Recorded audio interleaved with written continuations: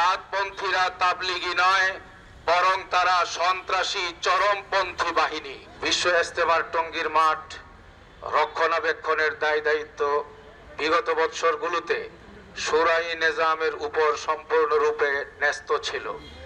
কিন্তু বড় পরিতাপের বিষয় যে গত 17 ডিসেম্বর 2024 ইংরেজি রোজ মঙ্গলবার গভীর রাতে টঙ্গী ইজতেমার মাঠে আসন্ন বিশ্ব ইজতেমার জন্য মাঠ প্রস্তুতি ও মাঠের পাহারার দায়িত্বে নিয়োজিত তাবলিগ জামাতের সাথী ও মাঠে অবস্থিত মাদ্রাসার কোমলমতি শিশু এবং তাদের শিক্ষকদের উপরে বিনা কারণে সাতপন্থীরা বর্বরচিত ও পৈশাচিক হামলা চালায়।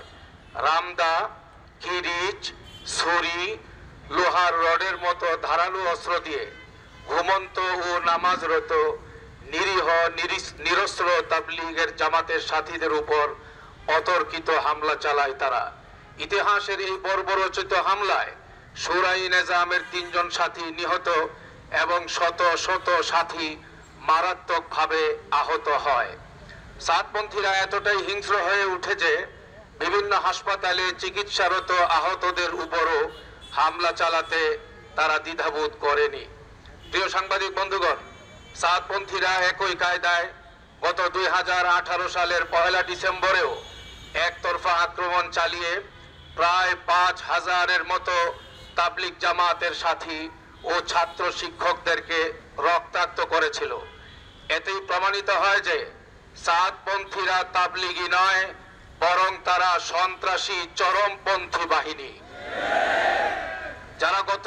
যারা গত 17 তারিখ দিবাগত রাতে হত্যাযজ্ঞ চালিয়েছিল তাদের মূল হুতা সহ অনেকের নামে মামলা হয়েছে, কিন্তু দুঃখের সঙ্গে বলতে হয় আসামিদের গ্রেফতার করে আইনের আওতায় আনার ব্যাপারে দৃশ্যমান কোনো অগ্রগতি এখনো দেখা যাচ্ছে না।